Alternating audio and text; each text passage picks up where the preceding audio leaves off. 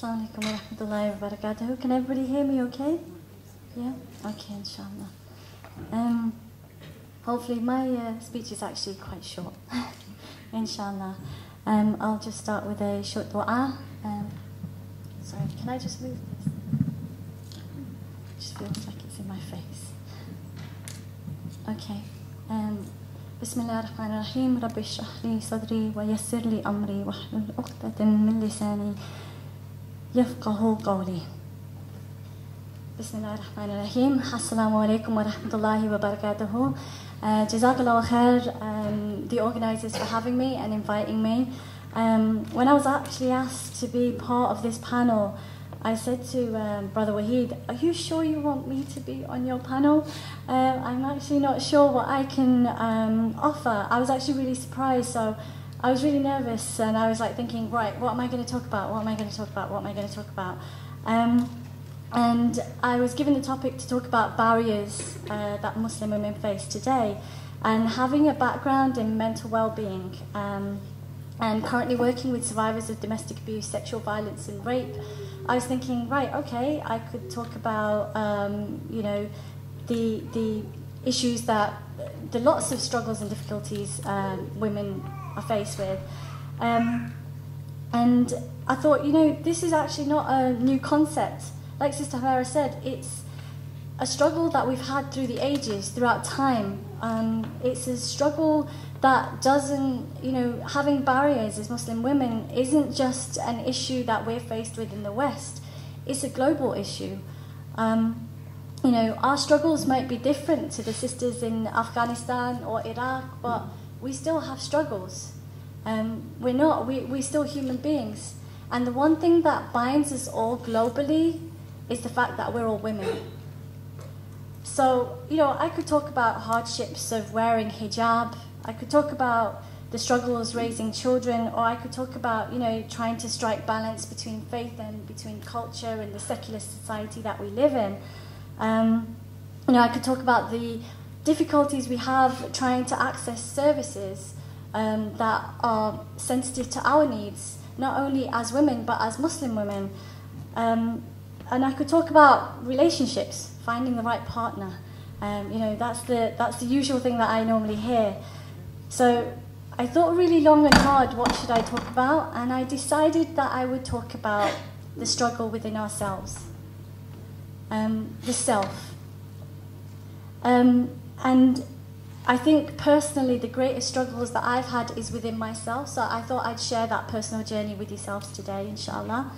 And I talk about the self that we kind of push deep down into some recess of our body, and we kind of put it in a straitjacket, and then what we do is we tie it up with the worldly needs, the expectations that people have, and the demands that other people have. And then the pure self that holds our dreams and our hopes and our natural instinct to worship, to reproduce, we kind of have tied it up, that if we actually released it, and if we took off those shackles that we bind it in, we'd actually really rise. I've kind of approached this topic not from a religious perspective, but I've approached it from a mental health perspective. So if I say something out of context, please feel free to jump in and correct me. Inshallah, may Allah forgive me if I make any mistakes.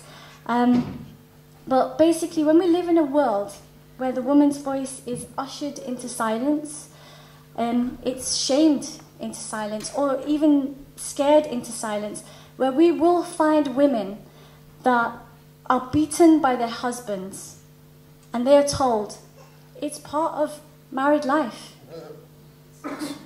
And we are told, those same women are told, you need to stay with your husband because that's what us women do. And that some women are told that if you don't stay with that husband, other people will talk.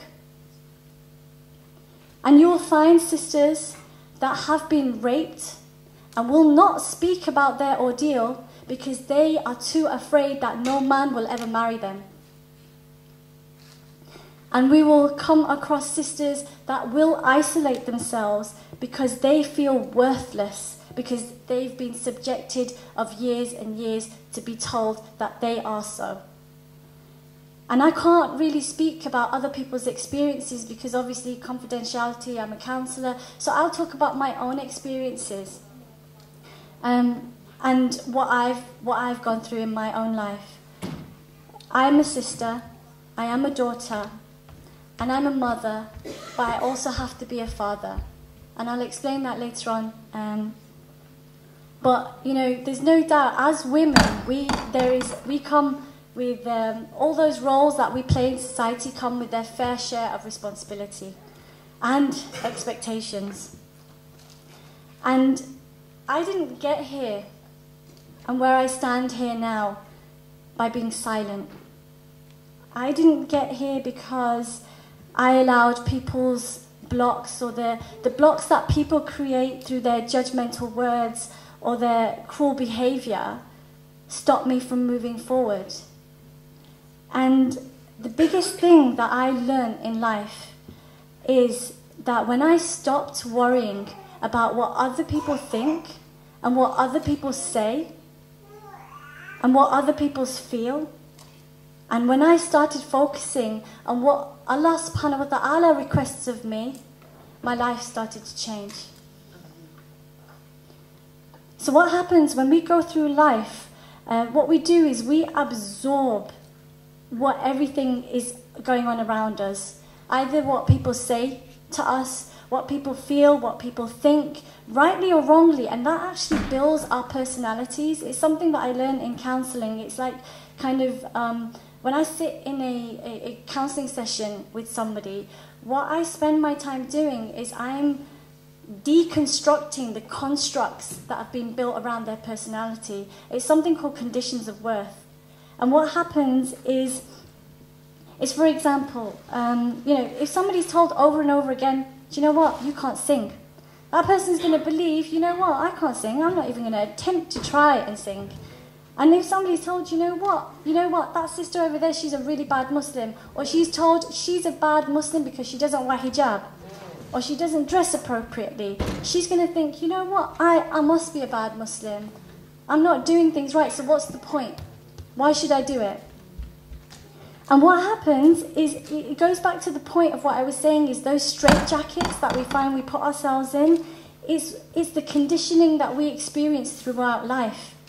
And it's what we do is we start perceiving ourselves through the eyes of other people. And then what we do is we fill our lives with the lack of will to try, or a life full of regret that we didn't try in the first place. And you know, in Surah Ra'd, Allah subhanahu wa ta'ala says, indeed Allah will not change the condition of people until they change what is within themselves. 5 years ago, I found myself in a situation where I was having to raise my children by myself. Emotionally, I was completely broken, and I was knocking on doors for support. I really was. I was knocking on doors for support, and I did not find that support. I didn't. I knocked on imams' doors, I was ringing people, I didn't find that support. And though my parents were there and they knew what I was going through, they then put a gag on me because they said, you know what, the shame of having a divorced daughter, how are we going to live with that? They really struggled. Alhamdulillah, you know, they've come round now. MashaAllah, they are my biggest supporters now. Alhamdulillah. But at that time, you know, our daughter's getting divorced. You know, you can't speak about it. You can't tell anyone. Don't tell anyone. I had to pretend for, I think, 2 years that I was still married, despite being divorced and despite being on my own. And I had spent a lot of years being conditioned and being told, you know what, I'm not good enough, that anything that I do is not right. And when I found myself being on my own, I thought, actually, I can't do this. I can't face these challenges that are in front of me. I felt absolutely incapable to think any further than just day to day. And I think in that moment I learned something, that there comes a time, really, subhanallah, there comes a time in our lives that we learn how truly alone we really are. And we learn that people will leave us, and our children will grow up, people will die, and we will learn that life will keep churning and changing, and other people's lives will still be carrying on, but there is only ever one constant, Allah subhanahu wa ta'ala. And He will not ever abandon us. You know, they say that if He brings us to it, surely He will bring us through it. That's right. And you know, subhanallah, He really did. He really did. He sent me people. He sent people into my life. You know, they were my colleagues that I was working with, and their kindness and their support. It was a place that I was volunteering in, and they helped me find me again. The me that had got lost over the years, buried under expectations and circumstance. The me that, you know, I just wasn't who I was. And I came to the realization at that time that there was a real lack of support services for Muslim women. And I realized, actually, do you know what? We really need to do something about this. And rather than thinking that I'm going to wait for somebody else to do something about it, there's not enough support services for women, I actually did something about it. So I decided that I wanted to become a counsellor. So 4 years down the line, I'm nearly qualified, alhamdulillah, holding down a job, looking after my mother who became ill and my son, battling my own lack of self-belief, my own anxiety, my own, sorry, I'm going to get emotional, my own low-level depression. I stand here now as an author who's been published, as a poet, as a writer, as a trainee counsellor, as a mentor, as a mother, a father, a sister, and a daughter. MashaAllah. May Allah bless you. And I say to you that the struggles and the hardships that we face do shape who we become. And I have some tips for you today, inshallah, that when we start learning we are capable, we can achieve and we can start living. And the greatest thing that I've learned in my training is that when we become aware of our own self and our own needs, then we will become aware of other people's needs. We'll be able to communicate better. We'll be able to build better relationships. And when we learn to be empathic, there's a difference. Sympathy and empathy is two totally different things. We need to be empathic. The Prophet ﷺ was empathic, not sympathy, empathy. You feel what that person is feeling. You walk in their shoes and you sit with them at their level and say, I feel you. I feel you. Not, oh, you know. You'll be alright. Exactly. And things will get better. Yeah. Things will get better. We've heard it all, haven't Yeah. we? And when we're able to remove the conditions that people impose on us and the things that people tell us that we should or we shouldn't do, when we're able to remove those things, then we'll be able to see with clarity, inshallah. And these things, when we're able to do that, that builds our self-confidence, it builds our self-esteem, and it builds our self-worth. That we are worthy, and we mean something to many people. And you know, we're the educators of the next generations, like Sister Iffet said. And when we feel confident in ourselves, we're able to kind of deal with any, and I sincerely mean this, any hardship, any difficulty that comes our way. Yeah, I'm ready for this. I can take this on. I can do this because we've built ourselves up. We've built that resilience within ourselves. So like I was saying, just to conclude, the challenges that we face as Muslim women can be overcome if we strengthen our own selves as well as we strengthen our communities. Because we're not individual bodies. Like Sister Humerah said, it's a societal thing. If we strengthen ourselves, then we have to strengthen our societies as well. So the final reflection that I'll leave you with is be brave and be bold. Be kind to yourself as well as be kind to others. And there are so many people in the world that want to break us and tear us down. But we're strength in numbers. We really are, subhanAllah, we are strength in numbers. And if we build each other up through love and mercy, then we can do anything. We really can. So let's not wait for someone else to make change.